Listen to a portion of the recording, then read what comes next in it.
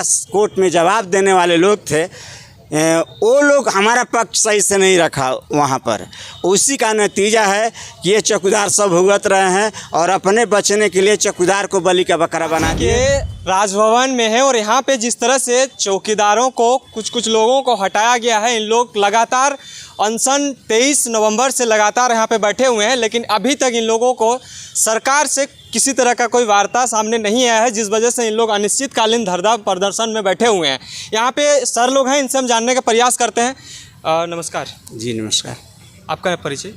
मेरा नाम कृष्ण दयाल सिंह है, झारखंड राज्य दफादार चौकीदार पंचायत के अध्यक्ष। जी, जिस तरह से आप लोग 23 नवंबर से ही अनिश्चितकालीन धरना प्रदर्शन कर रहे हैं, क्या कुछ मांगों के साथ यहाँ पे आप लोग धरना में बैठे हुए हैं और अभी तक आपको का अगर विगत ढेर दिन बीत ही गया होगा, किसी से वार्ता वगैरह हुआ है कि नहीं हुआ है अभी तक? देखिए, आज हम लोगों का आंदोलन का 16वां दिन है। 23 नवंबर से हम आए हैं और बाबा साहब भीमराव अंबेडकर जी के महापरिनिर्वाण दिवस 6 दिसंबर से क्रमबद्ध अनशन यहाँ शुरू हुआ है। मैंने उसको 6 दिसंबर को शुरू किया था।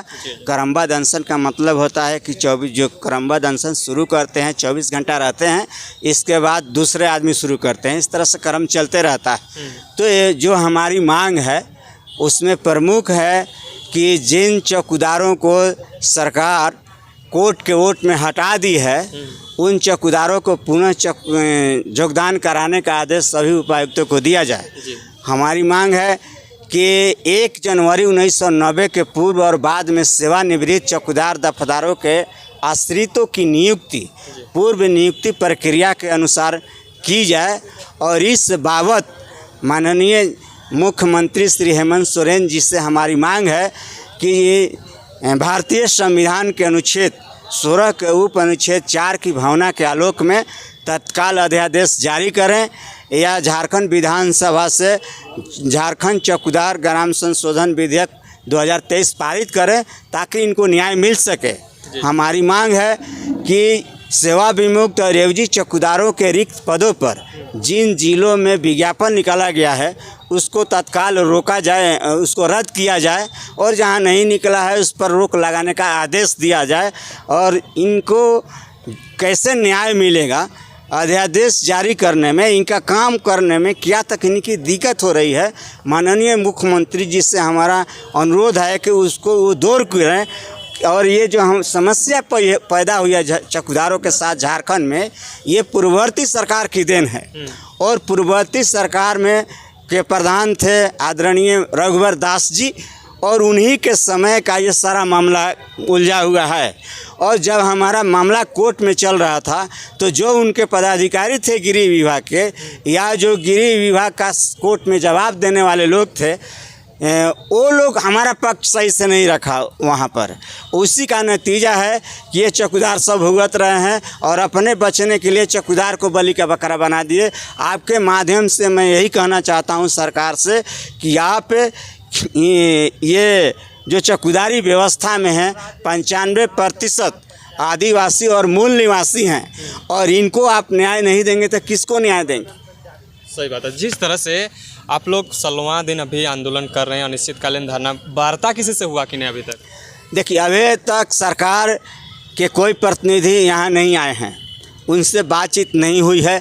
लेकिन झारखंड के जो निर्माता हैं आदरणीय शिबू सोरेन जी, जो इस सूबे के मुख्यमंत्री भी रहे हैं और झारखंड मुक्ति मोर्चा के केंद्रीय अध्यक्ष हैं, मैं उनसे मिलने गया था लेकिन वो अस्वस्थ थे, उनसे भेंट नहीं हुई। हमने अपना ज्ञापन उनके सहायक जो राउत जी हैं, विवेक राउत जी को हमने सौंपा और उन्होंने कहा कि जो आपका ज्ञापन है हम मुख्यमंत्री जी के पास अग्रसारित कर देंगे। तो जिस तरह से अभी चौकीदारों को लेकर जिस तरह आंदोलन कर रहे हैं, तो इसमें कितना तक तादाद संख्या में लोग हैं आपके साथ जिस तरह से आंदोलन कर रहे हैं? तो इसके पीछे अभी आप विगत 15-20 आदमी ही हैं, लेकिन इसके पीछे का जो शोषित पीड़ित है कितने कोई हैं यहाँ से?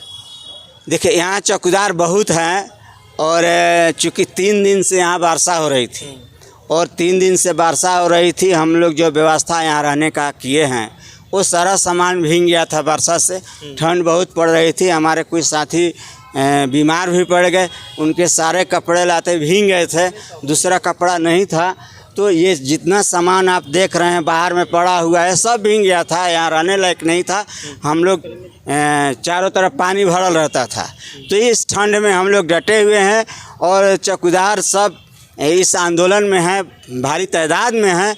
लेकिन अभी चूँकि ठंड में सब भीग गए थे, कोई दूसरी व्यवस्था नहीं थी, इसलिए उसको बदलने, अपने कपड़ा लता बदलने यहाँ पर दवा बीरो कराने। जो आंदोलन पे बैठे हैं उन लोग का कहीं ना कहीं सेवा दे रहे हैं लोग भी होंगे यहाँ पे आपके साथ? यहाँ अभी तो जितने एओजी चौकीदार हैं और डिसमिस हैं और कार्यरत भी रहते हैं, लेकिन वो सारे लोग भीग गए थे। तो अभी गए, हो सकता है शाम तक आ जाएं या सवेरे तक आ जाएंगे। सरकार को क्या कुछ संदेश देना चाहेंगे? आपकी बातों को अगर हमारे माध्यम से उनके तक पहुंचती है तो क्या कुछ कहना चाहेंगे? आपके माध्यम से मैं झारखंड सरकार को यही संदेश देना चाहता हूँ कि ये झारखंड के पहरेदार हैं, गाँव के, ये गाँव के पहरेदार हैं, आप झारखंड के पहरेदार हैं।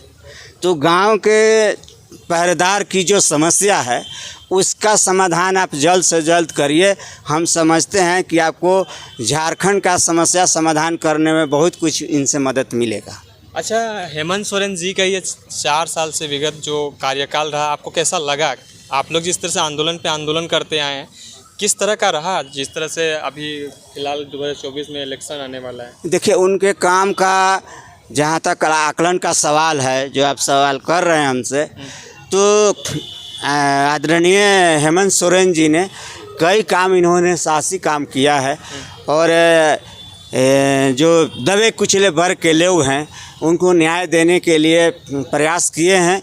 और सबसे हमको अच्छा लगा इनके काम का कि जो गरीब छात्र हैं, जो मेधावी हैं और उनके पास साधन नहीं है कि हम पढ़ाई लिखाई ठीक से कर सके, तो यहाँ पढ़ाने का, तो पढ़ाई लिखाई का उन्होंने व्यवस्था करने का काम किया।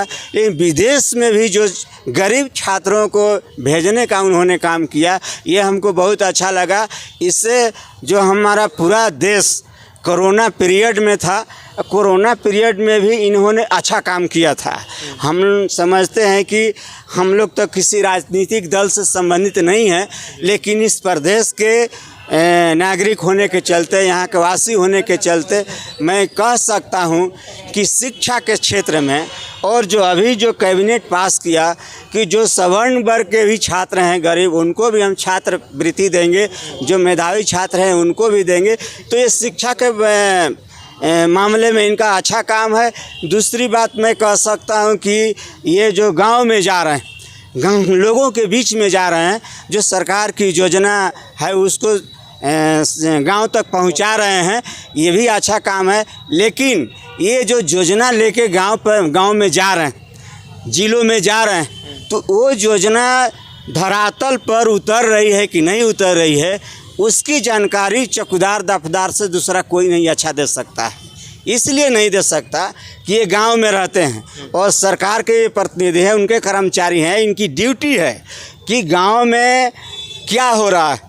आप कुआं बनाने का योजना दिए, कुआं बना कि नहीं बना, आप आहर साफ करने का योजना दिए, आप वृद्धावस्था दिए, आवास दिए, बना ठीक से कि नहीं बना, कि बिना बनाए पेमेंट हो गया, सड़क बनाने के दिए, बना कि नहीं बना, ये चौकीदार लोग सही रिपोर्ट दे सकते हैं। आप लोग का आंदोलन कितना दिन तक चलेगा? अभी अनिश्चितकालीन है, लेकिन वार्ता अभी तक हुआ नहीं है। हेमंत सोरेन जी तक आपकी बातों को अगर पहुंचाया जा रहा है किसी के माध्यम से, तो इसको लेकर क्या कुछ कहेंगे तमाम आपके साथी लोग जो आंदोलन में बैठे हैं, चाहे तो नहीं भी आए हैं उन लोगों को? देखिए, अभी कुछ दिन पहले यहाँ एक माननीय विधायक जी आए थे, अमित कुमार यादव जी, जो बरकाठा के माननीय विधायक हैं।